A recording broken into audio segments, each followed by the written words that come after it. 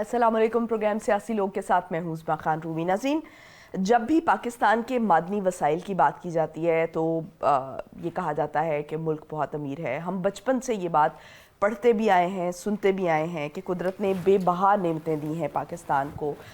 قدرتی گیس کے ذخائر بے تحاشا ہیں، معدنیات سے مالا مال ہے، اور پوری ایک معدنیات کی ایک لمبی لسٹ ہے جو ہمیں بچپن سے اسکولوں اور کالجز وغیرہ میں پڑھائی جاتی ہے. لیکن جب ہم پریکٹیکل بات کرتے ہیں تو ہم یہ دیکھتے ہیں کہ پاکستان کو اتنے زیادہ معدنی وسائل ہونے کے باوجود قرضوں کا سامنا ہے، قرض لینے پڑتے ہیں، ملک کو قرضوں پر چلانا پڑتا ہے. کیا وجوہات ہیں اس کی؟ کیا ملک میں جو سیاسی مفادات ہیں ان سے بالاتر ہو کر نہیں سوچا جاتا، اپنے مفادات کو پہلے رکھا جاتا ہے، یا جو انویسٹ کرنے والی کمپنیز ہیں ان کو تحفظ کا احساس نہیں دلایا جاتا، یا ادارے تو موجود ہیں لیکن اداروں میں نئی بھرتیاں نہیں کی جاتی، یا اداروں کو اختیار نہیں دیا جاتا؟ کیا وجوہات ہیں اس تمام معاملے کے پیچھے؟ آج کے پروگرام میں ہم اسی کا احاطہ کرنے کی کوشش کریں گے. ہمارے ساتھ اسٹوڈیوز میں تشریف رکھتے ہیں نیشنل ڈیولپمنٹ فورم کے chairman colonel retired Saif Qureshi صاحب، اور ان کے ساتھ تشریف رکھتے ہیں سینئر صحافی اور تجزیہ کار میاں سیف الرحمان صاحب. آپ کو پروگرام میں خوش آمدید کہوں گی. کرنل صاحب، سب سے پہلے تو کیا ریزنز ہیں؟ کچھ ریزنز تو میں نے گنوائی کہ کیا ان میں سے کوئی وجوہات ہیں، یا ان سب میں سے کچھ وجوہات سبھی کا حصہ ہے، سبھی اس میں حصہ ڈالتے ہیں؟ کیا ریزنز کیا ہیں؟ جی، بسم اللہ الرحمن الرحیم. خدا کرے میری عرض پاک پر اترے وہ فصل گل جسے اندیشہ زوال نہ ہو. اصل ریزن یہ زوال، یہ ہماری اپنی پالیسیز، ہماری اپنی حرص، کوئی اقتدار کی حرص، کچھ بندر بانٹ کی حرص، اور کچھ کرپشن کی نظر.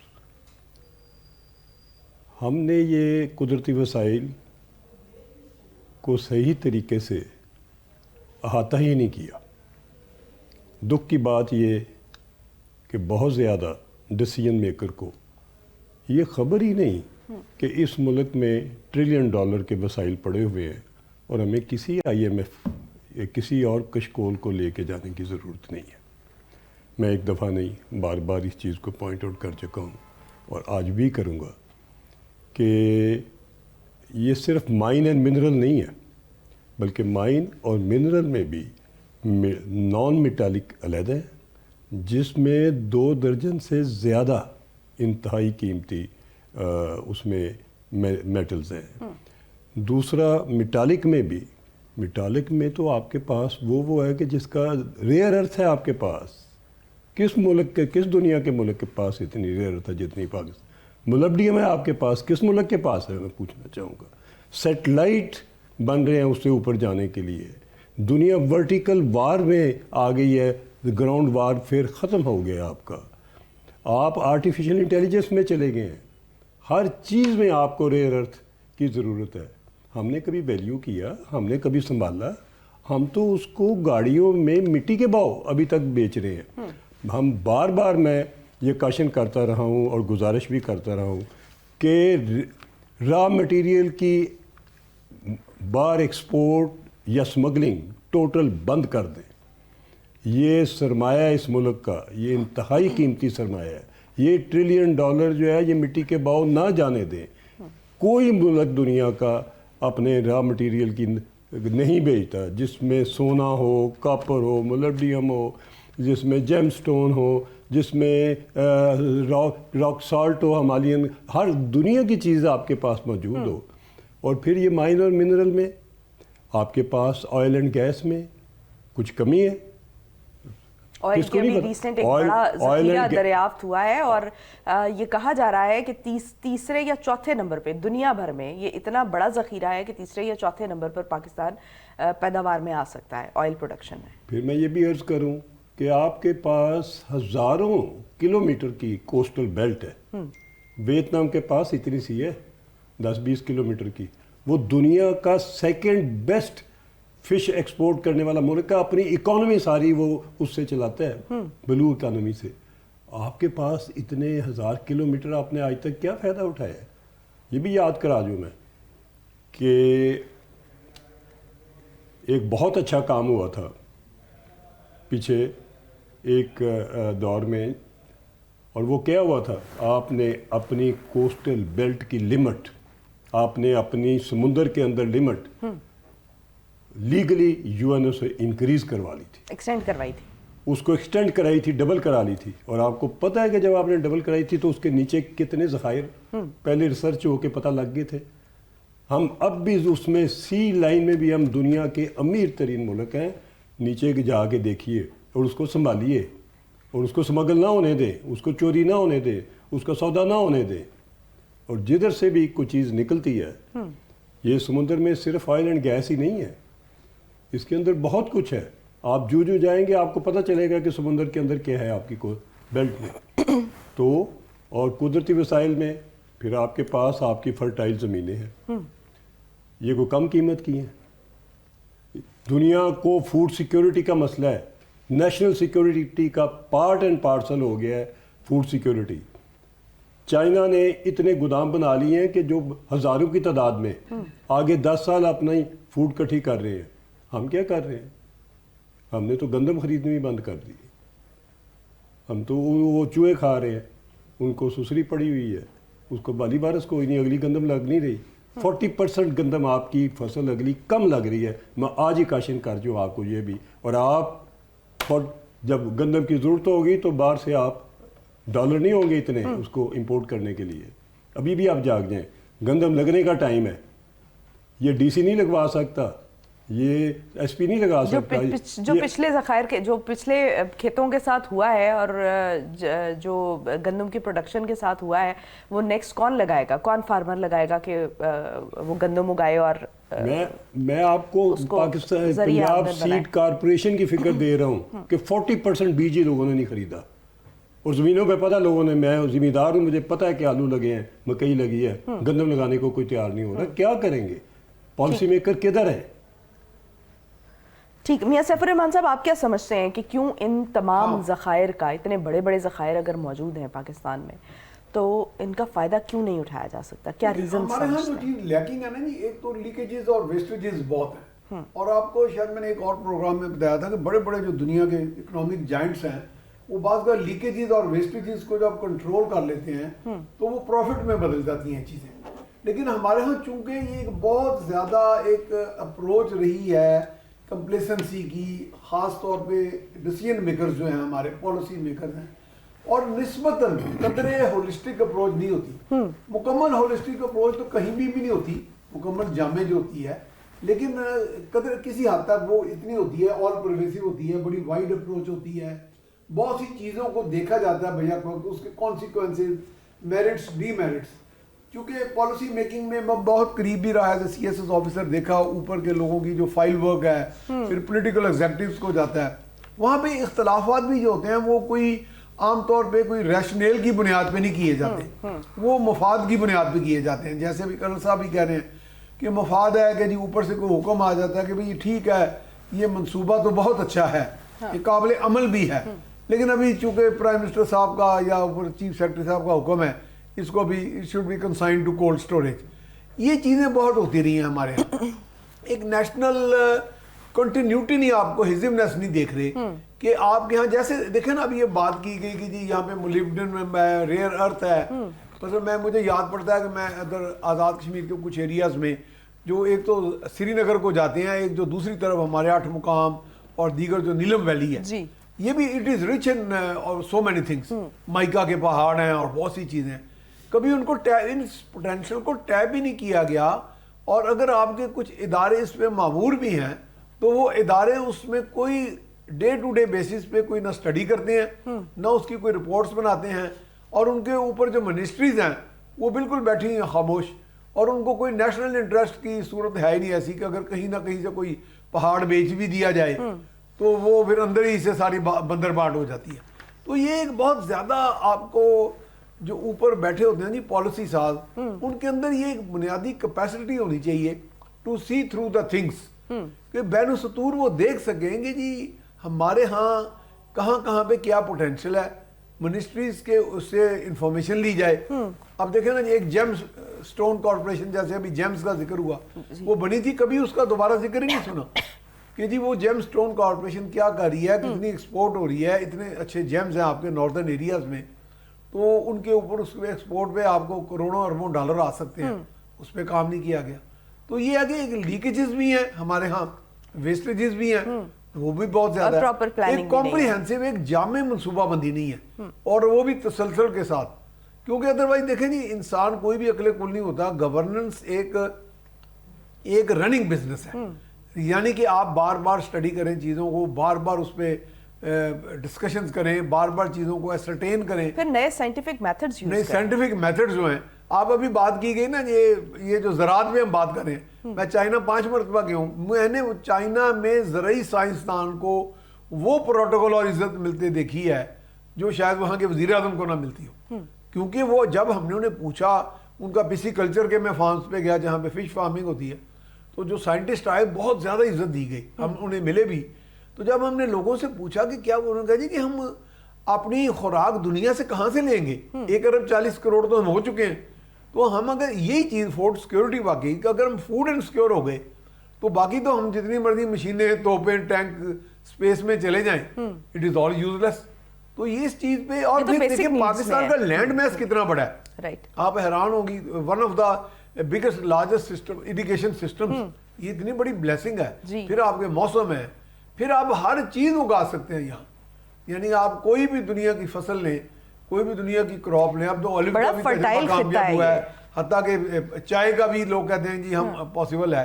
تو کوئی چیز کیا نہیں ہو سکتی. ایک چیز مجھے یاد آتی ہے کہ ہمارے ہاں یہ بات صحیح ہے کہ ہم بہت زیادہ, ہم کوئی اپنے گورننس میں فرم نہیں ہے, اور انٹرنیشنل افیئرز میں بھی ہم تھوڑا سا, مجھے یاد پڑتا ہے کہ ایک مرتبہ ہم نے ملیشیا سے کوئی پام آئل کم منگانا شروع کر دیا, اور یہ میں بالکل انٹرنل خبر دے رہا ہوں.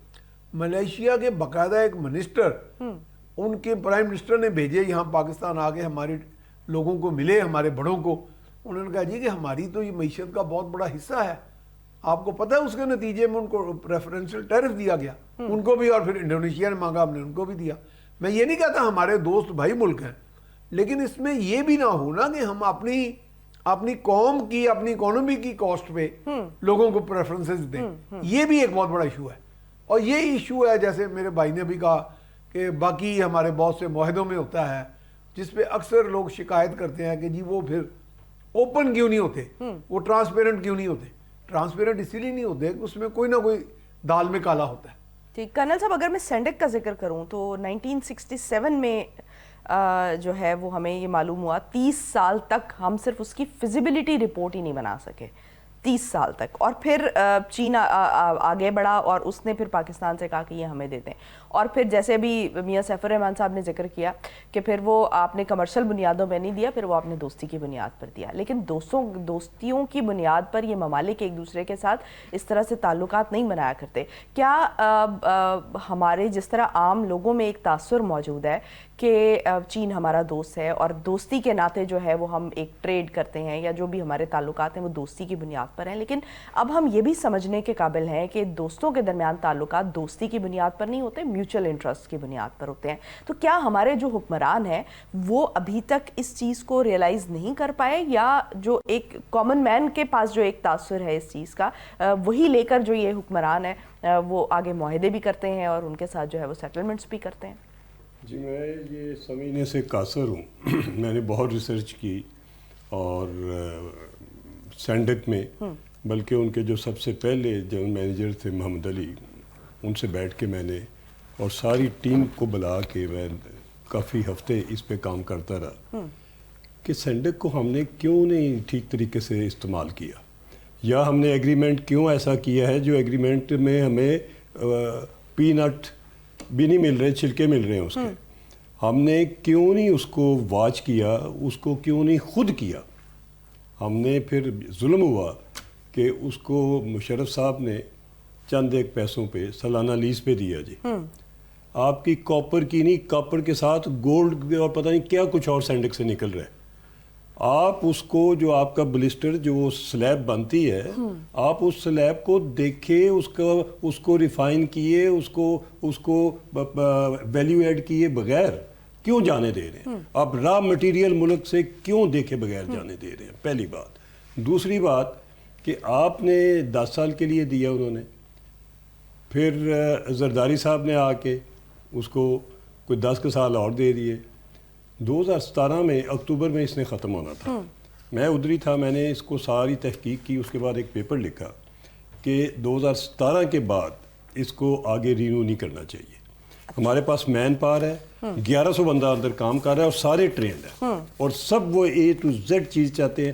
کوئی ہمیں فارن ٹیکنالوجی کی, کوئی فارن ایکسپرٹس کی, فائننس کی, کچھ بھی ادھر ضرورت نہیں. بلایا میں نے جیولوجیکل سروے آف پاکستان میں, اس وقت ڈاکٹر عمران صاحب تھے, بہت کمپیٹنٹ اور پیٹریوٹک. انہوں نے بھی اس پہ بھی, ریکارڈنگ پہ بھی, ریئر ارتھ پہ بھی, ہم نے تھنک ٹینک بنا کے اور تمام ٹاپ کے سائنٹسٹ بٹھا کے 2-3 مہینے اس پہ کام کیا اور اس پہ پراپر تفصیل میں گئے, ایک ایک ڈیٹیل میں گئے. پھر ہم سارے ملک کی چیزوں پہ بھی گئے کہ ہمارے پاس نیچر ریسورسز کیا ہیں. جب مجھے یہ اندازہ ہوا کہ نیچر ریسورسز ملک کو بچا سکتے ہیں, قرضے ادا کر سکتے ہیں, ہم G20 کی لائن میں کھڑے ہیں آلریڈی, ہم اپنے آپ کو گھسیٹ کے پیچھے کیوں لا.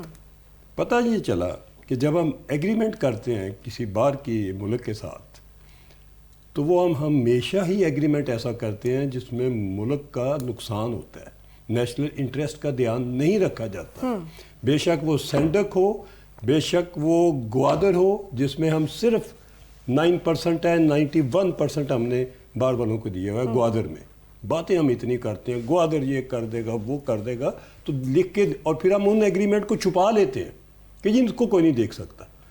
پھر اس کے بعد آپ آگے آ جائیں گوادر کے بعد جو آپ نے ریکارڈنگ پہ کیا, اللہ میں ریکارڈنگ کا معاملہ تو ہم ڈیٹیل میں ابھی ڈسکس کرتے ہیں. اور پھر اس کے بعد آپ دیکھیں جس چیز کو بھی آپ نے کسی بار والے سے کیا وہ آپ نے ہمیشہ ہی اتنا ان ایون کیا, اتنا انجسٹیفائڈ کیا, ملک کے نقصان کیا.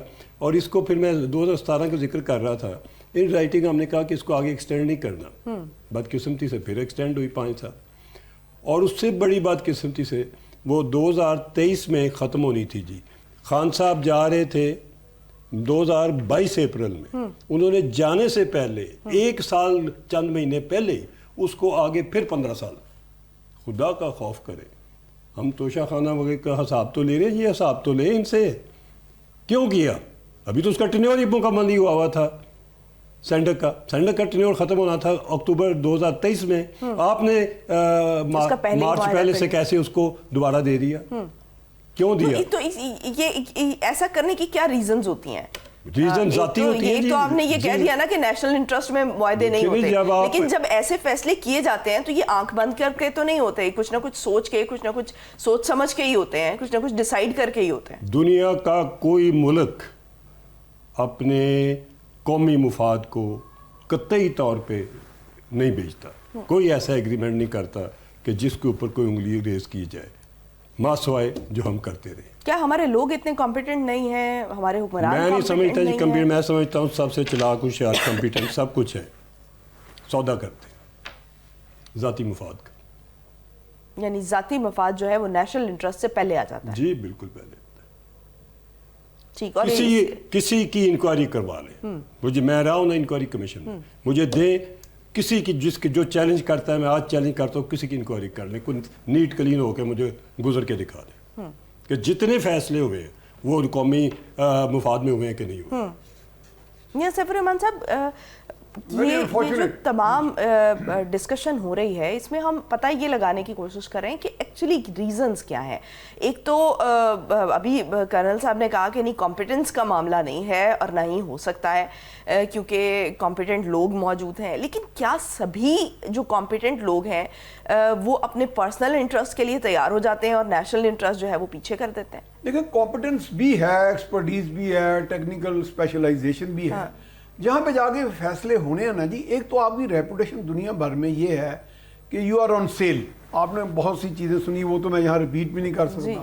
کہ کسی نے امریکن کسی بہت بڑے نے کہہ دیا تھا کہ ہم تو اپنی بڑوں کا, ماؤں کو بھی سودا کر لیتے ہیں. یعنی اس طرح کی باتیں بھی ہوتی ہیں. یعنی کہ ایک ریپوٹیشن آپ کی یہ ہے کہ جی کوئی بہت بڑا معاہدہ ہے, پاکستان میں بڑی پیسے کی ریل پیل ہے, پاکستان میں بڑے منرلز ہیں, پاکستان میں بڑا سکوپ ہے, تو یہاں کیوں نہ انویسٹمنٹ کی جائے, تو ان کو کک بیکس آفر کریں گے, یہ تو آرام سے وہ بک جائیں گے. اور یہ کک بیکس والی بات جو ہے وہ کرنل صاحب تو بلکہ ان چیزوں کو بہت زیادہ واچ کرتے رہے ہیں. میں خود بھی ان چیزوں کو بہت سارا وٹنس ہوں. وہ باقاعدہ بڑے بڑے آپ کے دوست ممالک بھی آرام سے آپ کے جو ڈیسیجن میکرز ان کو کہتے ہیں جناب کو اکاؤنٹ نمبر دیں, وہاں پہ ہم رکھ دیتے ہیں, یہ کتنا چاہیے آپ کو. اور کک بیکس کو وہ ایک لیگل منی سمجھتے ہیں, اور پھر اس کی جب تعداد بڑھتی جائے گی, لیگل تو وہ ہوتا ہی نہیں ہے, وہ تو بیسیکلی آپ کو راغب کرنے کے لیے ہوتا ہے کہ جناب ہماری ٹرمز اینڈ کنڈیشنز پہ یہ ایگریمنٹ کر دیں. تو جب آپ آسانی سے آن سیل ہوں گے تو آپ کو کک بیکس کی پھر بڑی سے بڑی آفر آ جائے گی, اور آپ کی رال ٹپکنی شروع ہو جائے گی کہ بھائی قومی مفاد میں تو ٹھیک ہے 10-15 ارب قوم کو آ جائے گا, 1-2 ارب اگر مجھے بھی آ جائے تو میں ان کی شرائط پہ چلا جاتا ہوں. یہاں تو بہت سے ایسے معاہدے ہیں کہ جن میں جو دنیا کا ایک دستور ہے کہ جو جانا چاہیے آپ کی طرف سے ریٹرن میں, وہ اسے آپ ڈبل سے ڈبل دے رہے ہیں.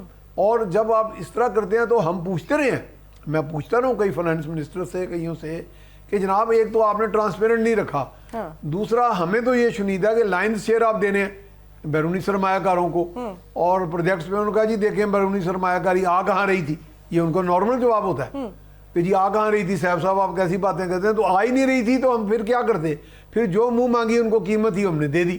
اب اس کے پیچھے ریشنل تو وہ دے دیتے ہیں یہ ریزن, تو پھر بات ہے کہ ہم پھر بندہ تو انہیں یہی پوچھے کہ پھر آپ نے ملک کو ایسا کھوکھلا کر کیوں دیا کہ پھر آپ کو ان کی ٹرمز اینڈ کنڈیشنز پہ ایگریمنٹ کرنے پڑے. تو کھوکھلا کرنے والا بھی میں ہی, آپ تو نہیں ہیں, ویسے تو ہم سارے ہی ہیں, میں سمجھتا ہوں. اگر ہم آواز نہیں بلند کرتے تو ہم بھی اس میں شامل ہیں, کہ کوائسنگ ایٹ اے جرم کے اوپر خاموشی اختیار کرنا وہ بھی ایک جرم کا ارتکاب ہی ہے ایک طرح. تو ہم نہ میڈیا کبھی بولا, نہ آپ کے سائنٹسٹ کبھی بولے, سائنٹسٹ جو ہیں اتنے بڑے. اور ہمارے ہاں کیا ٹرینڈ ہے کہ جب سب کچھ ہو جاتا ہے تو بعد میں ایک بندہ مضمون لکھ دیتا ہے اخبار میں یا کسی چینل پہ آ کہتا ہے جی میں تو فلاں وقت یہ کہتا رہا ہوں تو یہ کام نہ کرے. تو یعنی اس کو ضرورت نہیں تھی, بھی استعفیٰ دے رہے تھے. یا یہ جیسے ہمارے 1-2 جنرل شاہد عزیز نے کہا کہ جی میں کارگل میں نہیں تھا, ممکن ہے وہ صحیح کہہ رہے ہوں, لیکن یہ تھا کہ تھوڑی بہت تو بھنک پڑ جاتی ہے نا. تو ہمارے ہاں وہ جیسے کرنل صاحب اپنے دور میں بھی لڑتے رہے, ہمیں یاد ہے, لیکن اس طرح کے لوگ بہت کم ہیں. اس طرح کے 10-15 لوگ ہمیں چاہیے جو میدان میں آئیں, کہیں کہ جناب دیکھیں یہ چیزیں غلط ہو رہی ہیں, نیشنل انٹرسٹ میں نہیں ہے, اور اس کے لیے فائٹ کریں. اور جو بھی یہ جس طرح سے پولیٹیسائز ہو جاتے ہیں یہ تمام معاملات پولیٹیسائز ہونے کی وجہ سے. میں لائٹ موڈ میں چونکہ ایک جگت میں ضرور لگاتا ہوں آپ کے پروگرام میں, تو مجھے ایک صاحب کہنے لگے, ہم چودھری شجاعت صاحب کے گھر بیٹھے تھے, پرائم منسٹر بھی اس وقت آئے ہوئے تھے ادھر, تو وہ کہنے لگے جی کل کاؤنسل آف کامن انٹرسٹ کا اجلاس ہے. میں کہا بھائی کاؤنسل آف ویسٹڈ انٹرسٹ کا اجلاس بلائیں, کامن انٹرسٹ سے کچھ نہیں ہوگا. کامن انٹرسٹ کسی کے بھی کامن انٹرسٹ میں نہیں ہے, تاکہ ویسٹڈ انٹرسٹ کو تو ایڈریس کریں آپ. ٹھیک ہو گیا. سیف صاحب مجھے ایک بریک کا کہا جا رہا ہے, بریک سے واپس آتے ہیں اور پھر یہیں سے گفتگو کے سلسلے کو آگے بڑھاتے ہیں. Stay tuned.